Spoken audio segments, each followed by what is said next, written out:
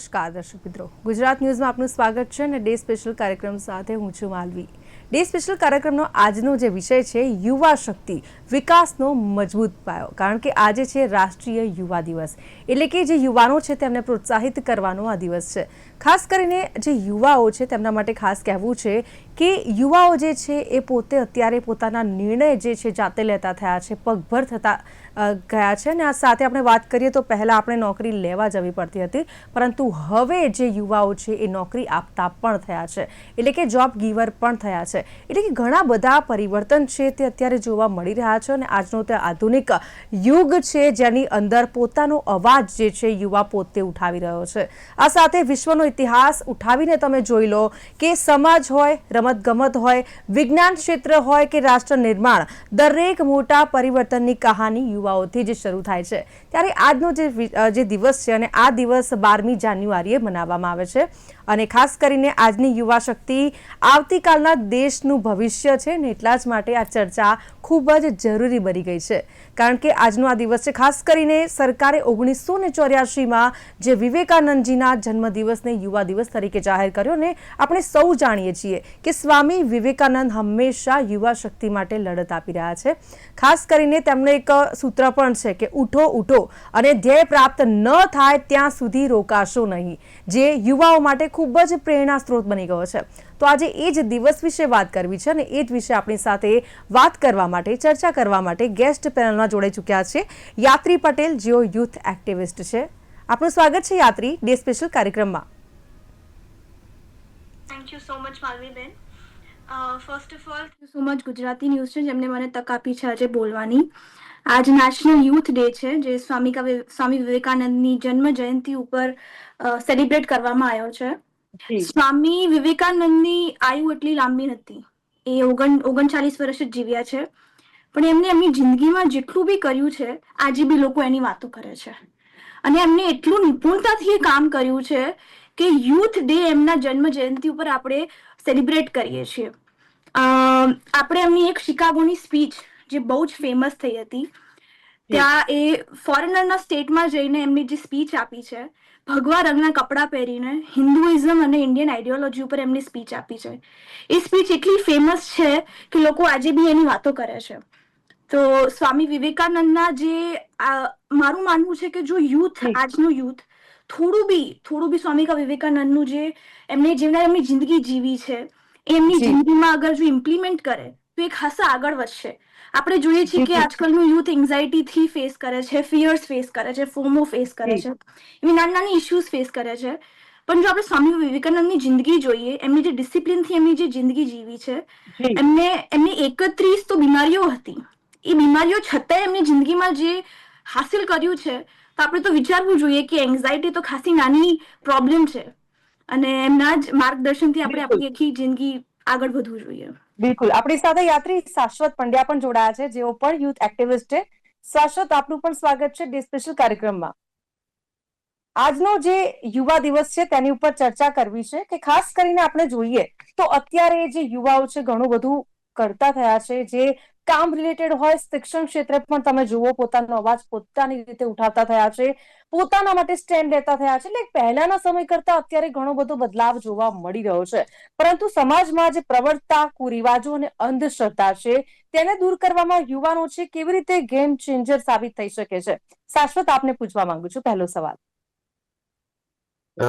યુવા દિવસ પર હું આજ સૌથી પહેલા પ્રશ્ન તરીકે એક્સપેક્ટ કરતો હતો કે યુવા એ શક્તિનું સ્ત્રોત છે અને જે પણ વ્યક્તિમાં તાકાત છે, શક્તિ છે અને કંઈક બદલવાનું જુનૂન છે, એ હરેક વ્યક્તિ યુવા છે। યુવા એટલે ખાલી 18 થી 40 વર્ષની વચ્ચેનો વ્યક્તિ નહીં, જેનામાં પણ કંઈક બદલવાનું જુનૂન છે એ હરેક વ્યક્તિ યુવા છે।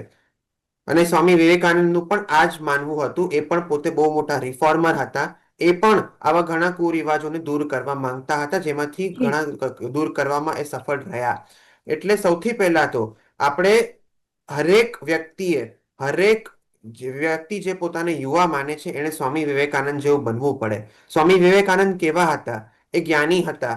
એમને ઘણા વિષયોનું અને દુનિયા વિશે ઘણું બધું જ્ઞાન હતું। એમણે બહુ જ પુરુષાર્થ કરીને અભ્યાસ કર્યો હતો, જ્ઞાન પ્રાપ્ત કર્યું હતું, અને એના પછી એ એક બહુ મોટા રિફોર્મર તરીકે ઉભરી આવ્યા, અને એના પછી લોકોએ એમને સાંભળવાનું ચાલુ કર્યું. એ 1893માં છેક શિકાગોમાં પણ વર્લ્ડ રિલિજિયસ કોન્ફરન્સમાં એ સ્પીચ આપી આવ્યા હતા.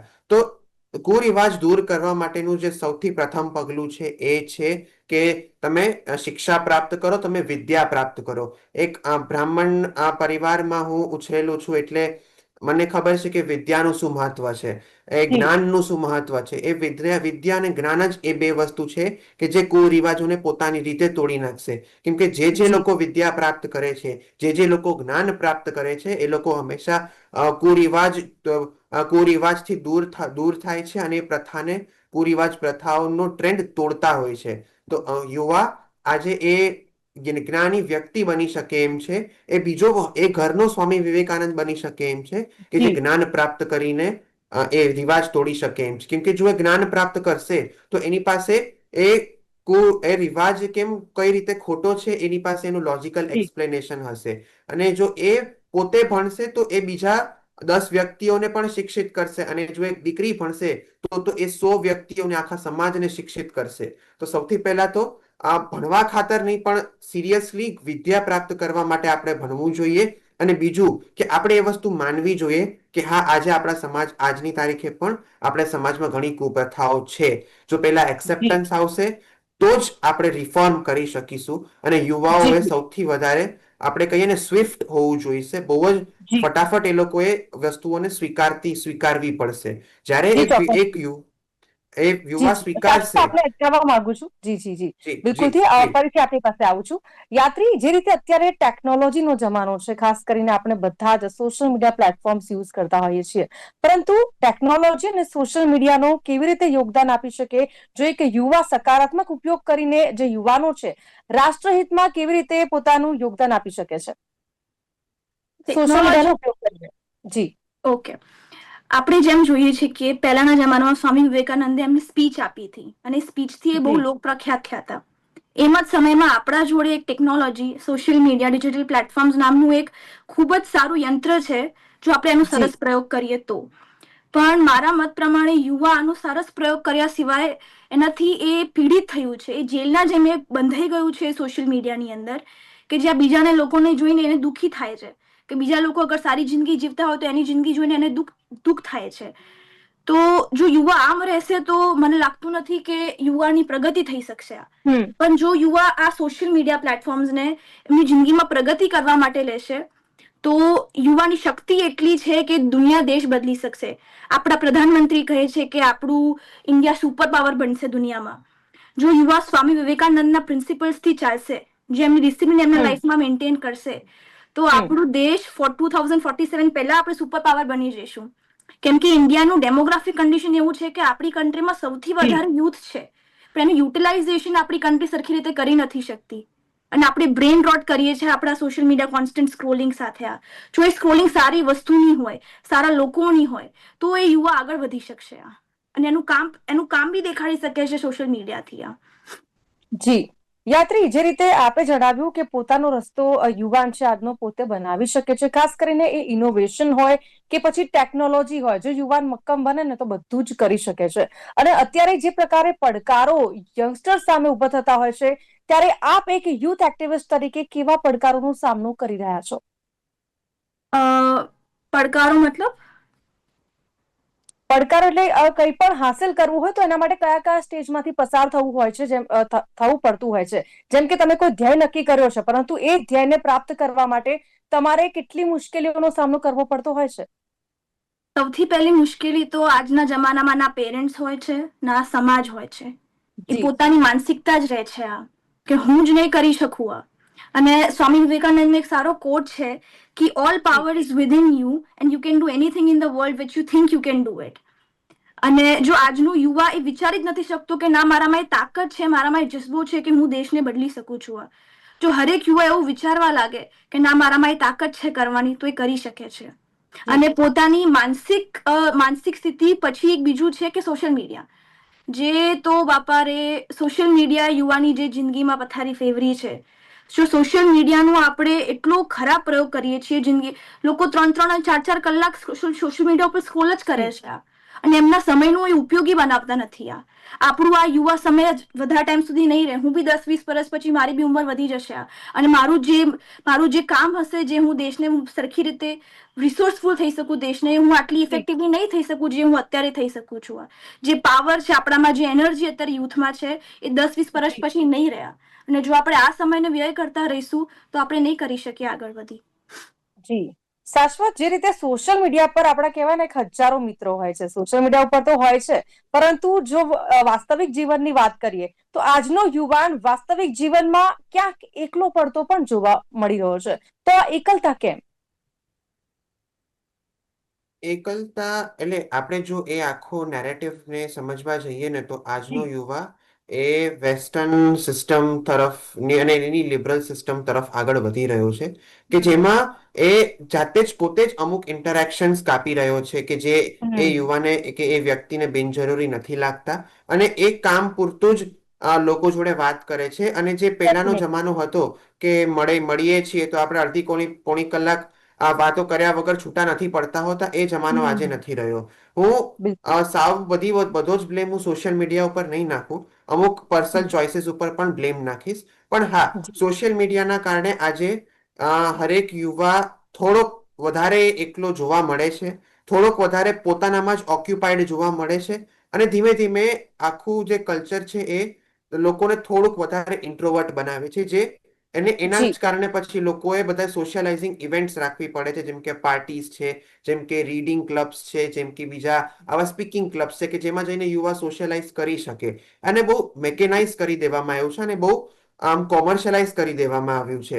પણ હમ. એ તો આપણે ભૂલી જ રહ્યા છીએ કે ભાઈ સોશિયલાઇઝિંગ તો આપણે આજુબાજુના જીવનમાં એમને એમ થઈ જતું હતું પહેલાના જમાનામાં કે જ્યારે ખરેખર આપણે લોકો જોડે મળતા હતા અને લોકો જોડે વાત કરતા હતા જી. અને આપણે લોકો જોડે આપણે સાવ દેશી ભાષામાં કહીએ તો ખપાવતા હતા. એ આજે જે ખપાવતા હતા આપણે લોકો જોડે, હમ. થોડીક હસી મજાકની વાતો કરતા હતા, એ આજે ક્યાંક ને ક્યાંક મિસિંગ રહ્યું છે. હવે તમે એવું કહી શકો કે એ સારી વસ્તુ નથી, એ નેગેટિવ વસ્તુ છે. જી. અમુક લોકોનો એવો પણ ઓપિનિયન હોઈ શકે કે અમને વાંધો નથી એ રીતે રહેવામાં, તો તમને શું વાંધો છે. પણ મારો એ જ સુઝાવ યુવાઓને રહેશે કે 5 મિનિટ કે 10 મિનિટ રોજની સોશિયલ મીડિયામાંથી કાઢી અને આજુબાજુ જે વ્યક્તિ હોય એની જોડે આપણે વાત કરવાનો નાનકડો હમ. પ્રયત્ન કરીએ.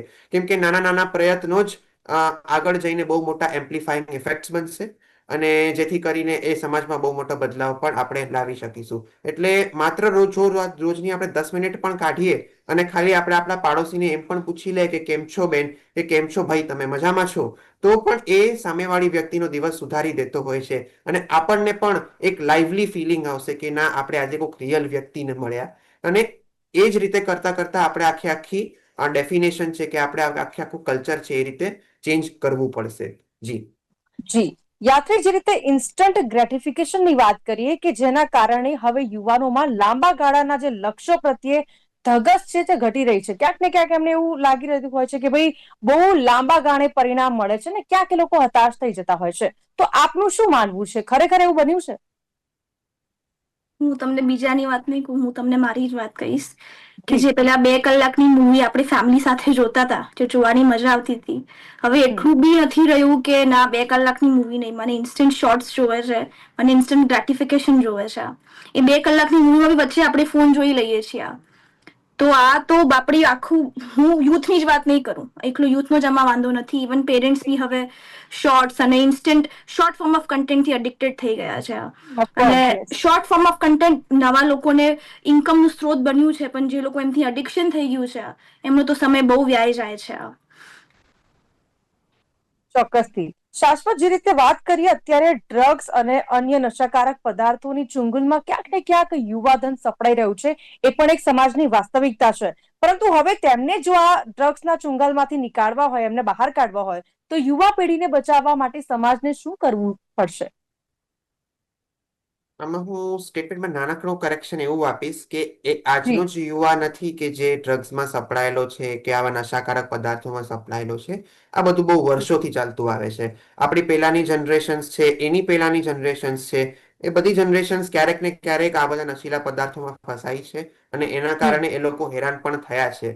ત્યારે ટેકનોલોજી નહોતી ત્યારે આટલો જમાનો એડવાન્સ નહોતો, જેથી કરીને બધી વસ્તુઓનો બદલાવ હતા એ બહુ ધીમે ધીમે આવતા હતા. પણ જેટલો જમાનો આજે ફાસ્ટ થઈ ગયો છે, આપણે સાવ દેશી ભાષામાં કહીએ તો, કે જમાનો એટલો ફાસ્ટ થઈ ગયો છે, ટેકનોલોજી એટલી એડવાન્સ થઈ ગઈ છે કે મને એવું લાગે છે કે આજનો યુવા ખરેખર આ બધી વસ્તુઓ માટે બહુ વધારે પડતો જાગૃત બન્યો છે કે આપણે નશીલા પદાર્થોથી દૂર રહેવાનું છે, કેમ કે ખાલી આપણા સ્વાસ્થ્ય માટે જ હાનિકારક નથી, એ લીગલી પણ ખોટું છે. અને એ જો કરશું તો આપણને લીગલ સિસ્ટમ થ્રુ પણ હેરાન થવાનો વારો આવશે. એના કારણે ખાલી આપણે જ હેરાન નહીં થાય, આપણા મા બાપ અને આપણો સમાજ પણ બહુ જ વધારે હેરાન થશે. એટલે મેં જે રીતે મારી આજુબાજુનો સમાજ જોયો છે, જે મારા અનુભવો જોયા છે કે ભાઈ આજે યુવા દારૂ ડ્રગ્સની તો વાત જ છોડી દો, એ લોકો આજે સિગરેટ પીવાનું પણ ટાળે છે. હા, જે પીતા હોય એ પીવે જ છે, જે લોકો કરવાના છે કરે જ છે, પણ એક બહુ મોટો વર્ગ સમાજનો એવો પણ છે કે જે મેન્ટલી પણ બહુ જ એ વસ્તુ માટે એક્ટિવ થઈ ગયું છે કે આપણે પીવાનું પણ નથી, અને જો કોઈ પીતું હોય તો આપણે પીતા કે એવા નશીલા પદાર્થોનું સેવન કરતા અટકાવવાનું પણ છે. એટલે હા, અને એ જ વસ્તુમાં જો હજી આપણે એને વધારે અગ્રેસિવલી કોમ્બેટ કરવું હોય, આપણે વધારે અગ્રેસિવલી એ વસ્તુને હજી ઓછી કરવી હોય, તો એના માટે પણ આપણે સોશિયલ મીડિયાનો જ ઉપયોગ કરવો પડશે. કેમ કે એ ટેકનોલોજીનું અને એ માસ મીડિયાનું સૌથી મોટું સાધન છે કે જે એક જ નાનો મેસેજ બધા લોકો સુધી પહોંચાડી શકશે, અને એ એક ટુ વે કમ્યુનિકેશન પણ સમાજ અને સરકાર વચ્ચે પણ સ્થપાશે, કે જેથી કરીને સરકાર પણ એ વસ્તુ વધારે સ્ટ્રોંગલી કહી શકશે કે આ બધા વ્યસનો છે એ પર નિયમ એ કાનૂની તરીકે પણ ખોટા છે અને તમારા સ્વાસ્થ્ય માટે તો બહુ જ હાનિકારક છે. જી ચોક્કસથી. જે રીતે મેં અગાઉ પણ જણાવ્યું કે યુવાનોને આ પરિણામ આપવા માટેનો આ દિવસ છે, અને ખાસ કરીને દરેક યુવાને એક જ વાત કરવી છે કે આપણે જે પહેલા કરતા અત્યારે જે નિર્ણય લેવાની શક્તિ છે, ક્યાંક ને ક્યાંક યંગસ્ટર્સની અંદર ખૂબ જ વધારે જોવા મળે છે. આ સાથે જો વાત કરીએ તો દેશના વિકાસમાં યુવાનોની ભૂમિકા જે છે અત્યારે ખૂબ જ મહત્વની છે. એટલે કે પહેલાના કરતા અત્યારનો સમય પણ ઘણો બદલાયો છે, અને આ આધુનિકતાની દોડની જો વાત કરીએ તો યુવાનો પોતાના જે નૈતિક મૂલ્યો છે ને, સાંસ્કૃતિક વારસા છે, એને કેવી રીતે જાળવી શકે શાશ્વત?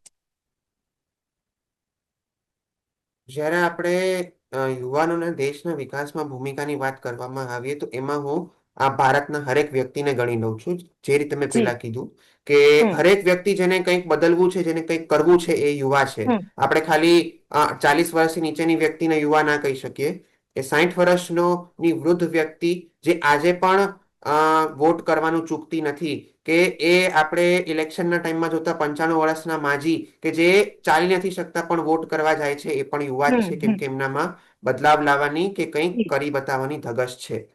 જી. એટલે છતાં પણ આપણે જો થોડુંક નેરો ડાઉન કરીને યુવાઓની વાત કરીએ તો ભારતની 65% વસ્તી આજે 30 વર્ષથી નીચેની છે, અને 80 થી 85% વસ્તી 40 વર્ષથી નીચેની છે.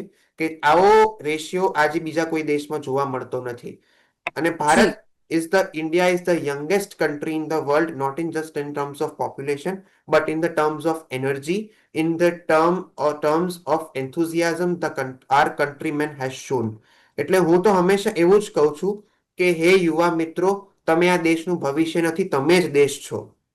તમે જ તમારા દેશની રેપ્યુટેશન છો, અને તમે જ ભારતીય છો. ભારતીયની તમે જ ભારત છો, કેમ કે તમારા વગર, આ લોકો વગર આ દેશ ખાલી બંજર જમીન છે. એને ભારતનું અને એને એ રાષ્ટ્રનું નામ આપનાર એ આપણે યુવા જ છીએ, એ આપણે લોકો જ છીએ. તો આપણે જો એ જવાબદારીનું પણ ભાન આવી જાય ને કે આપણે ફક્ત ભવિષ્યની, આપણે આ દેશ છે, આપણે આ ભારત છીએ, ત્યાં જ મને લાગે છે કે આપણી 50% સમસ્યાઓનું સમાધાન થઈ જશે. કેમ કે આપણો યુવા એટલો જ જવાબદાર થઈ જશે, એટલો જાગૃત વધારે થઈ જશે, અને એ પોતે જ જાગૃત નહીં થાય, એ બીજા બે વ્યક્તિઓને પણ પોતાની સાથે જાગૃત કરશે કે ભાઈ આપણે જ ભારત છીએ, આપણે ભારતનું ભવિષ્ય ખાલી ભવિષ્ય નથી, આપણે જ ભારત છીએ. એટલું જ હું ઈચ્છીશ કે હરેક યુવા આજથી બોલતો થઈ જાય કે ના, હું ખાલી ભારતનું ભવિષ્ય નથી, હું જ ભારત છું. જી બિલકુલ. યાત્રી, વાત કરીશું અત્યારની જનરેશનની. અત્યારે આધુનિક યુગ છે, અને આધુનિક એ યુવા પેઢી છે, એ સફળતાનો અર્થ માત્ર વધારે પૈસા અને લક્ઝરી પૂરતો જ રહી ગયો છે. એટલે કે લોકો માની રહ્યા છે કે જલ્દીથી મને સફળતા મળે, જલ્દીથી પૈસા કમાવાની એક કહેવાય ને કે હોશ હોય છે કે ના, મારે આ કરવું જ છે. ધ્યેય માટે તો જો કે સાચું જ છે કે એનો નિર્ણય પાક્કો છે કે મારે આ વસ્તુ કરવી જ છે. જેમાં વધારે પૈસા મળે ને ખાસ કરીને લક્ઝરી લાઈફ મળે, તો ક્યાંક ત્યાં સુધી સીમિત રહી ગયો છે. અ, આપણે યુવા નથી, મતલબ આ માનવનું જ આ નેચર છે કે પૈસા અને લક્ઝરી એના લાઈફના ગોલ બની જાય છે. પણ આપણે જોવા જઈએ તો એ ગોલ બહુ ખોખલા ગોલ હોય છે એમ. જો એક વખતે આપણને પ્રાપ્તિ થઈ જાય તો આપણે પછી એનો ઊભા ના રહીએ, હજી મેળવવાની ઈચ્છા થાય છે, એ ગ્રીડ રહે છે હંમેશા. તો મારું તો યુવા મિત્રોને એ જ સંદેશ રહેશે કે પૈસા કાં તો લક્ઝરી તમારી જિંદગીનું ગોલ ના હોવો જોઈએ. મને ખબર છે કે જે લોકો કહે કે મારા પાસે પૈસા નથી, અમે કહો કે અમે કેટલી પ્રોબ્લેમ ફેસ કરી છે. સાચી વાત છે, પૈસા હોવા આજના જમાનામાં ખૂબ જ જરૂરી છે. તમારે માતા પિતાને સાચવવા માટે, ખૂબ પોતાને સાચવવા માટે, સમાજમાં સારી ક્રિયા કરવા માટે બી પૈસાની જરૂર પડે છે. પણ જો એક તમારો ગોલ થઈ જશે તો તમારી જિંદગી ખોખલી બની જશે. એટલે મારું એવું છે કે જો તમે ગોલ રાખવો હોય તો મોટો ગોલ રાખો, તમારાથી બી ખાસો મોટો ગોલ રાખો, અને એ ગોલ પાછળ એમ પડી જાવ જેમ સ્વામી વિવેકાનંદ એક ગોલ પાછળ પડી ગયા હતા. એમને કહ્યું છે કે take up one idea and make that one idea the very soul of your existence. એ આઈડિયા તમારી અંદર આવો સમાઈ જવો જોઈએ. અને પૈસા અને લક્ઝરી એટલા મોટા ક્યારે થઈ જ ના શકે. હા, મે બી સોશિયલ ચેન્જ હોવું જોઈએ, નેશન બિલ્ડિંગ હોવું જોઈએ. જો એ બધા ગોલ્સ આપણી જીવનમાં આવશે તો આપણી જિંદગી ખોખલી નહીં રહ્યા, અને જ્યારે અંતિમ સમય આવશે ત્યારે લાગશે કે હા, જીવનમાં મેં કંઈક કર્યું છે. ચોક્કસથી. એટલે આજનો આ દિવસ છે સ્વામી વિવેકાનંદજીને યાદ કરવાનો દિવસ, અને એમના જે કહેવાય ને કે યુવા શક્તિ માટે એમણે ઘણું બધું કર્યું છે ને, કાર્યને આપણે ક્યારેય ભૂલાવી ન શકીએ. કે હંમેશા માટે એમના જે સૂત્રો છે ને યુવા શક્તિને પ્રોત્સાહન આપવા જેવા જ રહ્યા છે. ખાસ કરીને શાશ્વત, આપને પણ એ પૂછવા માંગુ છું કે અત્યારે શું બદલાતી વિચારસરણી છે, એ બદલાતી વિચારસરણીના કારણે યુવાનોમાં સામાજિક જવાબદારી લેવાની ભાવના ઓછી થઈ ગઈ છે એવું લાગી રહ્યું છે, કે લોકો જવાબદારી લેવા નથી માંગતા? જે રીતે આજે ટેકનોલોજી એડવાન્સ થઈ અને ઇન્ફોર્મેશનનું એક્સેસ વધ્યું, તો જી. એ વસ્તુમાં હું એવું નહીં કહું કે યુવા જવાબદારી નથી લેવા માંગતો. યુવા એ જવાબદારી નથી લેવા માંગતો કે જે એની છે જ નહીં. જે એની આજુબાજુની છે, પોતાની હમ. જવાબદારી છે કે પોતાના પરિવારજનોની જવાબદારી છે, એ તો યુવા આજે પણ લેશે. એ આપણા પછીની જનરેશન પણ લેવાની જ છે, કેમ કે એ એની જ જવાબદારી છે. પણ જે જવાબદારી એની નથી, કે જે વાત જોડે એની કોઈ લેવા દેવા નથી, કે જે વસ્તુ એવી છે કે જેમાં એની પાસે કોઈ ડિસિઝન મેકિંગ પાવર નથી, એમાં એ જવાબદારી નથી લેતું, અને એવું જ હોવું જોઈએ. આપણે સમાજને જે રીતે જોઈએ છીએ કે એક બહુ કલેક્ટિવ યુનાઇટેડ ફોર્મ છે કે જે બધા ડિસિઝન્સ ભેગા મળીને લેતું હોય છે, તો આજનો યુવા એ વસ્તુને ક્યાંક ને ક્યાંક ના પાડે છે કે ભાઈ એવું ના હોય. બધા એક પોતે ઇન્ડિવિજ્યુઅલ વ્યક્તિ છે, પોતાની બધાની એક આઈડેન્ટિટી છે. તો બધા વ્યક્તિઓના ડિસિઝન સમાજ બેઠો બેઠો ના લઈ શકે, અને બધાને પોતાનો એક ડિસિઝન લેવાનો પાવર આપવો જોઈએ. તો આપણે એવું સીધું લઈને કહી દેવું કે યુવા તો ટેકનોલોજીના કારણે કે બદલાતા જમાના કારણે જવાબદારી નથી લેતો, એવું બિલકુલ નથી. યુવા વધારે જવાબદાર થયો છે, કેમ કે એ આજે પોતાની જવાબદારી, બધી વસ્તુની જવાબદારી લેવા તૈયાર થયો છે. યુવા પોતાના દેશની પણ જવાબદારી લેવા તૈયાર થયો છે, અને એ આજે એ નિર્ણય સાથે આગળ વધે છે કે મારે મારા દેશને વિકસિત બનાવવાનું છે, મારે પોતે સફળ થવાનું છે, મારે પોતે ભણી ગણીને ખૂબ પૈસા કમાવાના છે, કે જેથી હું મારા નેશનલ ઇન્કમમાં પણ એડિશન કરી શકું, અને હું મારા પોતાના માટે પણ એક સુખની જિંદગી જીવી શકું. તો જ્યારે એ કામમાં મંડી પડે છે, તો એ જ મોટું કામ જ એનું ભગવાન બની જાય છે. તો આપણે એ જ વ્યક્તિને એવું કઈ રીતે કહી શકીએ કે તું જવાબદારી નથી લેતો? તો આ સ્ટેટમેન્ટ સાથે હું બહુ અગ્રી નથી કરતો. આજનો યુવા બહુ જ જવાબદાર છે, અને જે રીતે સ્વામી વિવેકાનંદે કીધું હતું કે give me 100 men and I will transform the whole country, એ રીતે આજે 100 કરોડ યુવાઓ, અને હું તો કહીશ 150 કરોડ યુવાઓ ભેગા થઈને આજે આ દેશ બદલવા માટે મંડી પડ્યા છે, અને જી. વિકસિત ભારત બનાવવા તરફ આગળ વધી પડ્યા છે. જી, ચોક્કસથી. Thank you very much. આપ બંને અમારી સાથે જોડાયા, યાત્રી અને શાશ્વત. Thank you very much. ચર્ચાની અહીંયા સમાપ્તિ કરીએ છીએ. ધન્યવાદ. Thank you. તો જે રીતે આજનો આ દિવસ ખૂબ જ કહેવાય ને કે આપણે દિવસ મનાવતા હોઈએ છીએ, ને ખાસ કરીને જ્યારે સ્વામી વિવેકાનંદે ઘણું બધું કહ્યું છે જીવનની અંદર, અને ખાસ કરીને યુવાનોને પ્રોત્સાહન આપતા દરેક સૂત્રો પણ કહ્યા છે, અને તેને અમલમાં લાવવા માટે આજના જે યુવાઓ છે ઘણા બધા કાર્યો કરી રહ્યા છે, અને યુવાનો એટલા સક્ષમ છે કે પોતાના નિર્ણયો છે, પોતે જાતે લઈ શકે છે। અત્યારે તમે દરેક ક્ષેત્રની અંદર જુઓ, યુવા દ્વારા કહેવાય ને કે પોતાનું ભવિષ્ય જે રીતે ઘડવામાં આવી રહ્યું છે, ખરેખર ખૂબ જ એક્સલન્ટ એ કામ છે। અને આજનો જે યુવા છે ને એ ખરેખર દરેક ક્ષેત્રમાં આગળ જોવા મળી રહ્યો છે। અને ખાસ કરીને આ દિવસે જ એટલા માટે ઉજવવામાં આવે છે કે યુવાનોને પ્રોત્સાહન મળી રહે, પ્રેરણા મળી રહે। તો આ સાથે ડે સ્પેશિયલ કાર્યક્રમમાં બસ આટલું જ। ફરીથી મળીશું નવા વિષય સાથે। અત્યારે મને આપશો રજા। નમસ્કાર।